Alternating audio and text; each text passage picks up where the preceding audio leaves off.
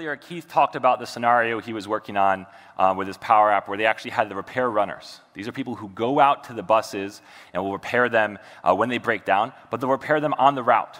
And that's a really important detail because you don't want to go take the bus back to the depot and take it offline for multiple hours. This is really important to have a great customer experience. And before, that was all pen and paper. That was phone calls, text messages, emails with Excel files, things like that. That's how you actually manage the process. But with PowerApps, he was able to build a powerful mobile application that managed that entire business process. So this first screen, what we're looking at here, the gray box is the currently pending repair, and the white section below, which I'm scrolling through right now, is previously completed repairs. The gray box is highlighted on the top, and you can actually see there's some tight integration there around Leah Bridge, Clapton Pond, things like that. Those are actually the next stops for the bus. And this is important because the repair runner, if the bus is still operating, they don't want to stop the bus. They actually want to go meet it at the next stop and repair it there. So they can easily pull up that information. And that's actually done by coming from Traffic for London and a bunch of other data sources to go pull that information.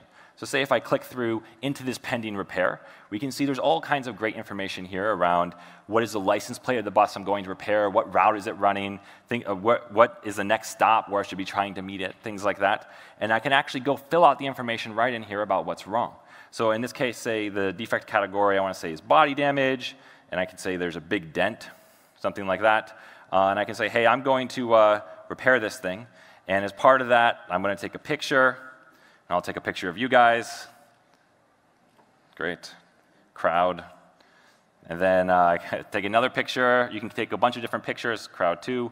The idea being that before, with pen and paper or things like that, you actually would have to do a whole bunch of it just was impossible. There's no way to take a picture with pen and paper unless you're going to go sketch it out. But you can now do that with PowerApps. You can actually leverage those device capabilities natively. We also have a map, which as I complete the repair, records where I was. So I don't actually have to enter what stop or what location I actually did the repair. And I can also, say, use a barcode scanner. So say if I want to say, what repair item did I actually drop in there? It'll look it up based on the barcode, which I just have here on a piece of paper.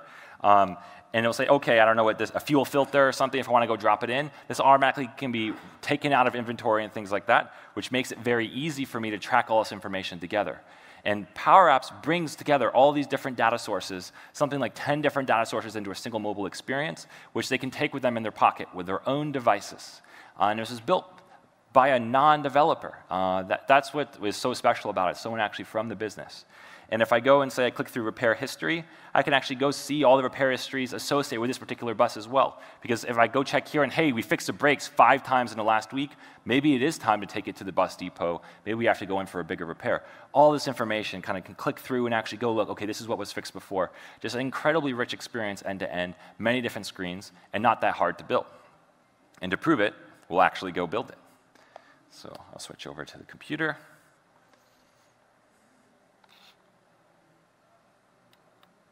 Okay, there we go. So what we're looking at here is PowerApps Studio. It's just like PowerPoint in that it's very easy for you to actually go author what you want your application to look like visually. We can see on the left-hand side, we have a whole bunch of different screens, just like you would see slides in PowerPoint. We can see in the center area right here, this is actually the screen that we were just looking at on the app. And that's what's incredibly powerful about PowerApps is as you build the app, you're actually looking at the app run itself with real data, with real logic evaluating. This makes it incredibly productive to go build fairly complex applications. So say if I switch over to a view I like to use more frequently, we can see I have a gallery here. This is just a collection of different things. And these are the repair items that I've actually done before. And we can see the items is a fairly complex expression up here, but it's actually not that complex. It's basically just pulling down all the pending repair requests that have a repair information already recorded, which means it's done or been completed, and showing it right here in this display. And the way I bound that data is just right inside this simple experience where I can go choose a data source. I've chosen the common data service because that's where I actually choose to store my information in the case of this Power App. I also have the ability to go change my field layout. It's pretty easy right here. You can see all the different information being pulled out and displayed right in that simple grid. So that's just a very easy snap it together type experience, and you can go tinker with different elements inside that gallery to make it a little more complex.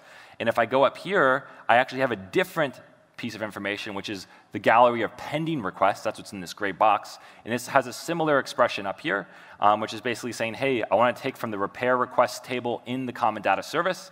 I'm going to do a filter based on the fact that there's been no repair action taken. I want to sort by the ones that are most recently done. That's what sort by does, and take the first 5. So a very, very easy way to snap these things together on these screens. But that's not super interesting necessarily, right? Just to go review the different information. What I may want to go do is actually take an action.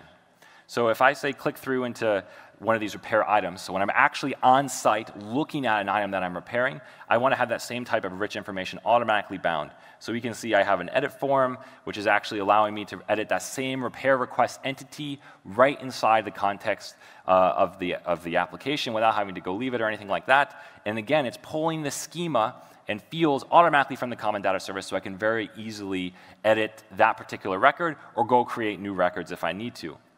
And there's a whole bunch of other great device capabilities down here, like taking a photo, taking the barcode, things like that. And the one thing I do want to call out while I'm on the screen is the data sources.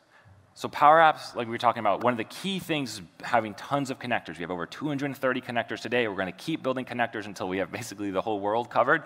But this PowerApp alone uses 4 different entities in the common data service. It uses a Transport for London API, it uses Azure Blob Storage, uses Bing Maps, speech to text, all kinds of different capabilities.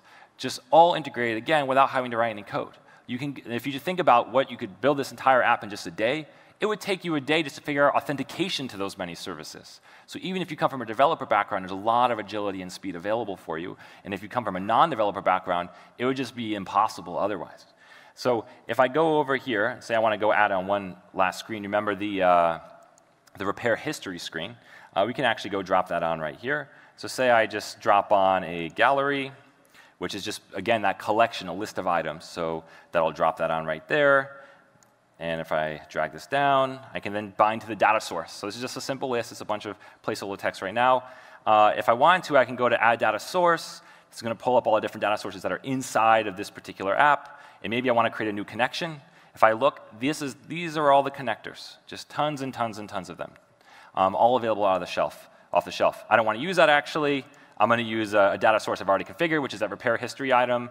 So I'll come here and say repair requests. This will go pull down that information. Not very beautiful at first, right? But that's not a big problem. I can then say from a layout, I don't want image, title, and subtitle. I actually want title, subtitle, and body. That's just 3 text fields and still not really pretty, but it's very easy for me to say drop in here, choose the title. I can say, hey, what do I want to do? I want the defect category label. See, that's brakes, engine, air system, things like that. Automatically binds, just refreshes in real time. Don't have to compile, don't have to publish, anything like that. I then go to the subtitle. I like created on, so I'll keep that. I can then go to the body. And for body, maybe I want the defect details, because that probably makes more sense, right? Like brake safety light coming on, right? And that could be an example of what that looks like. And if I click through in here, maybe I don't want the chevron.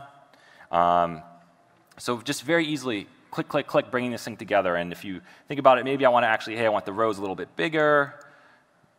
So I'll drag this bigger. You can see it gets bigger, so on. And then maybe I want to drop on like an image. So I'll drop on an image right here. I got no image right now that's defined, but I'll choose something simple. So maybe I'll do, what image do I want? I'll do something like if the defect category label is equal to brakes, I want to use this Arriva one that I have breakdown. Otherwise, I want to use sample image. And if you think about it, it's just very easy, Excel-like expression language. I'm able to do basic logic right in the Power App. And again, the logic just evaluates immediately. I can quickly see this image comes up. So in the cases where the value is brakes, up there for the label, I can actually see that we have this triangle icon. And where it's not, I have a sample image. And I'm just, for time's sake, I won't actually go create all the different images. But you can see how easy it starts to get really to create this app. So I can come up here, say, and also maybe increase the size of the particular label. I have all kinds of different capabilities that I can do very, very easily right inside the Power Apps context. And if you fast forward, kind of like the Easy Bake Oven, what comes out in the end, maybe it looks something like this, a little bit nicer if you just have a few more minutes. But the one thing I do want to call out before I leave the Power Apps Studio is the app checker. We talked about this. This is now available, and it's getting better every day with additional logic. That's right up here, this little stethoscope there to go help you in your app.